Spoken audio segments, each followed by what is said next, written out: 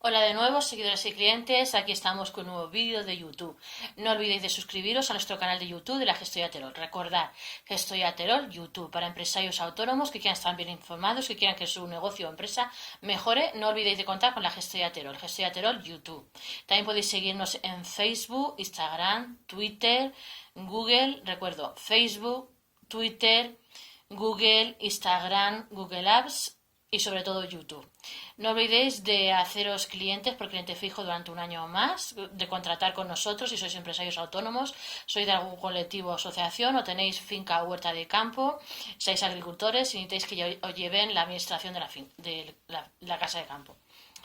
No olvidéis de contar con la gestión de Terol si sois empresarios autónomos y queréis que vuestro negocio o empresa mejore. Contrato fijo durante un año más, con descuentos y regalos por cliente fijo, si sois empresarios autónomos y queréis que vuestro negocio o empresa mejore. Al pedir siempre citas, sin cita no atendemos, de lunes a viernes, horario de oficina, al 646-021-399. Recuerdo, al 646-021-399, de lunes a viernes, horario de oficina. Hoy vamos a hablar de estos son los bienes que no pueden ser embargados por el Estado.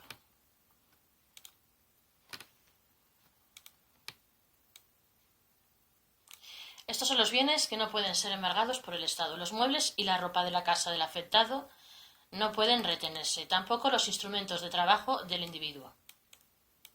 En un momento como el actual, en el que muchas empresas tienen dificultades para hacer frente a sus deudas, es posible que un ciudadano o un negocio incurra en un impago con otro particular o con la Administración del Estado. Para sufragar la deuda impagada, ya sea de un procedimiento como civil o penal o por impago a la hacienda pública, un juez puede decretar el embargo, que es la retención o inmovilización de los bienes presentes y futuros del deudor. En el caso de un impago a Hacienda, la Administración iniciará un periodo de apremio sobre el afectado, donde podrá devolverse la deuda con un recargo del 10%, según recoge la Ley General Tributaria. Si la deuda no se atiende en ese periodo, se procederá al embargo, aunque no todos los bienes pueden ser congelados. Estos son los bienes embargables según la Ley de Enjuiciamiento Civil. Los bienes absolutamente inembargables. Los animales de compañía.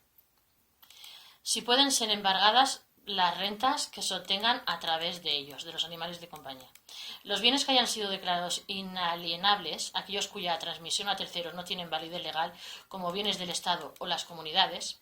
Los derechos accesorios que no sean alineables con independencia del principal, los bienes que carezcan por sí solos de contenido patrimoniales, esto es, los bienes sin valor que estén relacionados con la persona, como el derecho a la vida, los bienes expresamente declarados inembargables por alguna disposición legal, bienes inembargables del ejecutado. Esto sería otra clase.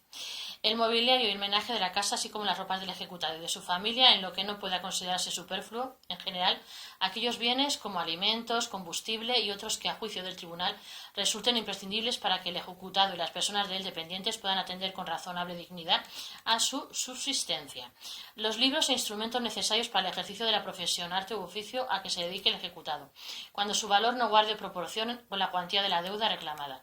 Los bienes sacros y los dedicados al culto de las religiones legalmente registradas. Las cantidades expresamente declaradas inembargables por ley. Los bienes y cantidades declarados inembargables por tratados ratificados por España. ¿Pueden embargarme el salario? El sueldo puede ser embargado bajo orden de un juez, pero siempre se respetará una cantidad mínima para que el afectado pueda subsistir. Si el afectado gana el equivalente al salario mínimo interprofesional, 1.000 euros, no podrán embargarle el sueldo. Si gana por encima del SMI, podrán embargarle las siguientes cantidades sobre cada uno de los tramos que excedan al SMI. Hasta 2 SMI, el doble, hasta el 2 del salario mínimo interprofesional, el doble, es posible embargar el 30%. La cuantía adicional es de hasta 3 SMI, el 50%, y el importe que supera hasta 4 SMI, salario mínimo interprofesional, un 75%. Todo lo que exceda de los 4 salarios mínimos interprofesionales es embargable un 90%.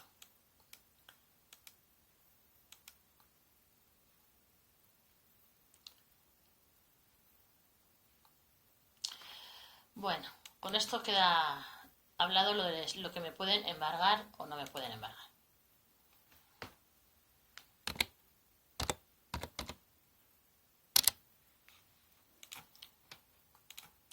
Vamos a ver si vamos con otro tema.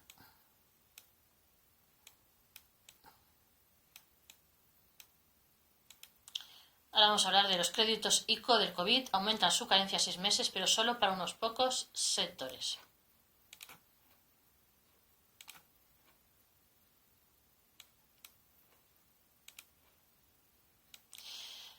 Bueno, los créditos ICO del COVID aumentan su carencia a 6 meses, pero solo para unos pocos sectores.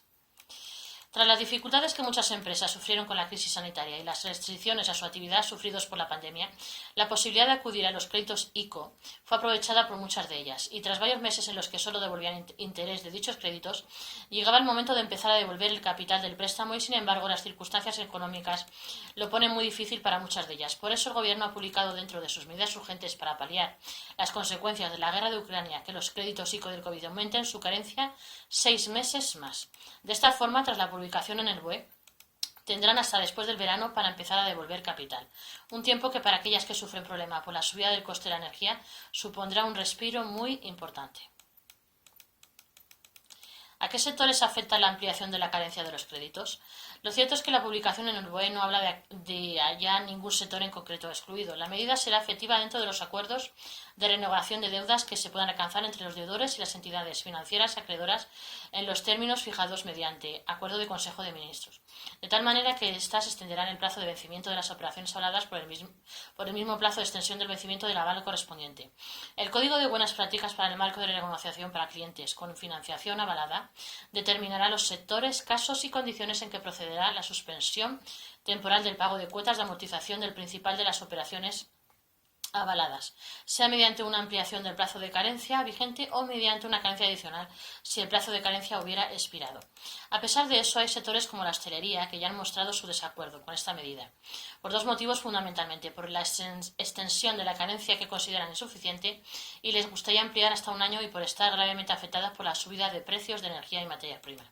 En principio, la ampliación solo estará garantizada para los sectores más afectados por la crisis energética. Según la modificación del Código de Buenas Prácticas, se limita a los siguientes sectores. Los sectores con CNAE 01, 03, 493 y 494 tendrán derecho a una suspensión de 6 meses de las cuotas de amortización del principal de la operación, que corresponden con agricultura, ganadería, caza y servicios relacionados con las mismas, pesca y acuicultura, transporte terrestre urbano y suburbano de pasajeros y transporte de mercancías por carretera. El resto de sectores no podrían en principio solicitar dicho aplazamiento.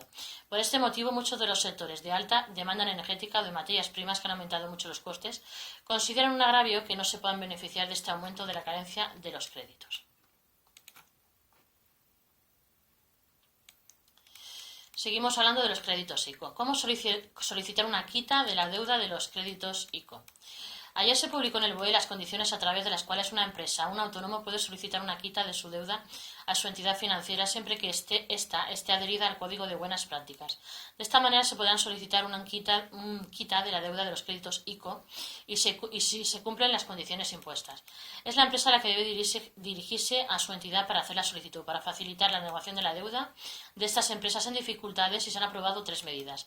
La posibilidad de extender el plazo de amortización de los créditos avalados hasta 12 años.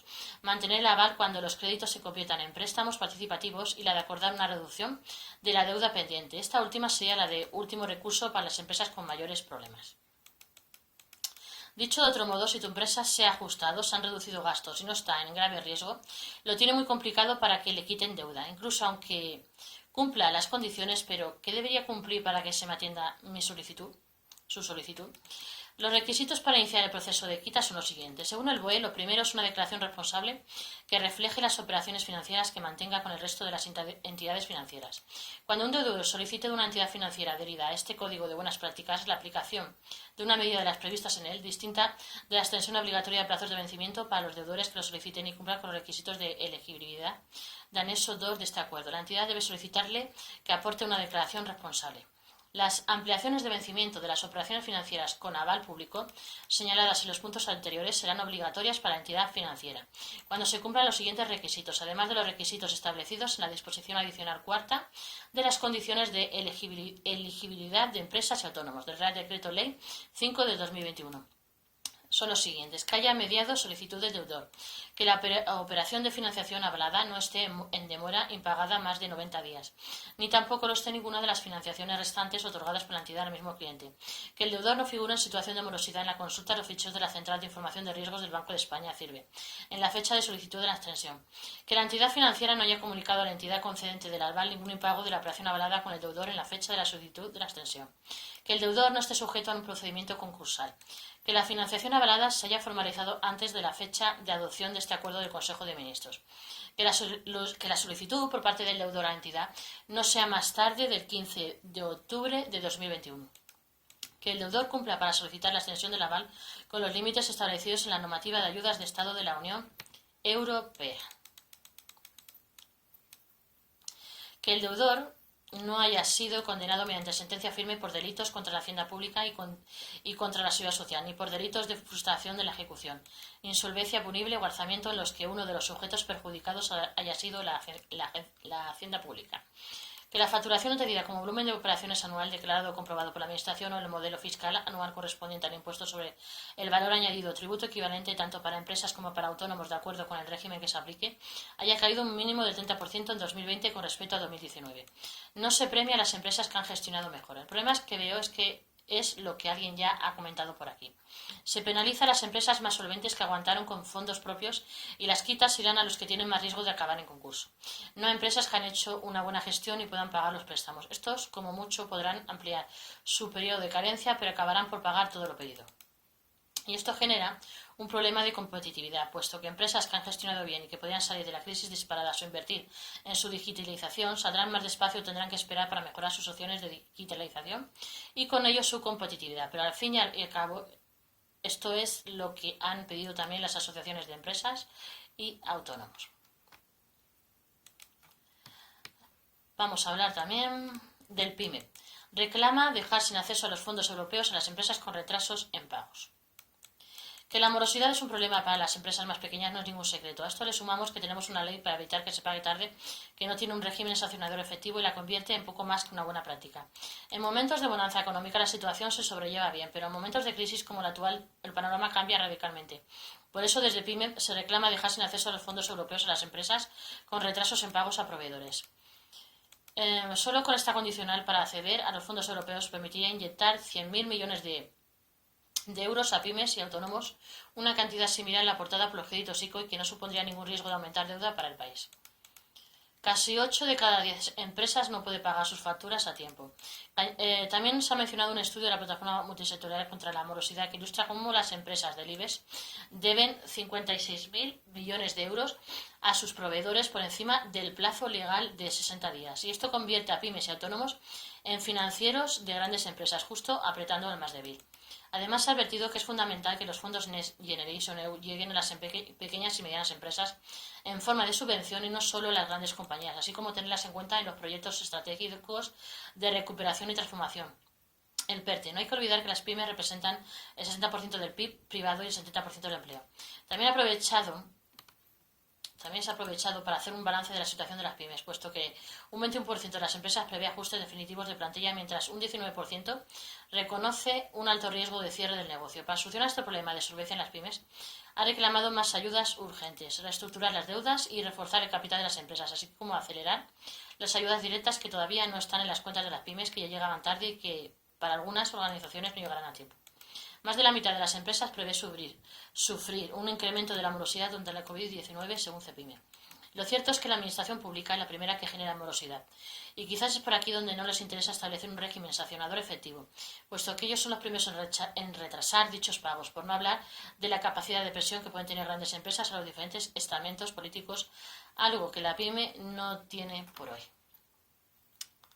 No olvidéis de contar con la gestoría del terror al 646-021-399 de lunes a viernes a la oficina. Recordad que en Semana Santa y las dos monas cerramos la oficina, pero sí podéis llamar para pedir cita para después de Semana Santa atenderos, para hacer vuestras declaraciones de la renta, patrimonio y borrador para empresas y empresarios. Gestoría del terror empresarial para empresas y empresarios, relaciones, colectivos y personas que tengan administración de huertas o fincas de campo que necesiten que le lleven la administración o la facturación. No olvidéis de contar con la gestión de Terol a 646-021-399 de lunes a viernes o de oficina. Pedid siempre cita. Sin cita no atendemos. No olvidéis que la gestión de Terol empresarial para empresas autónomos, si queréis que vuestro negocio o empresa mejore, no olvidéis de contar con la gestión de Terol. Si contratéis por nosotros como cliente fijo de un año más, descuentos y regalos. Hasta pronto os espero para hacer vuestras declaraciones de la renta, patrimonio y borrador.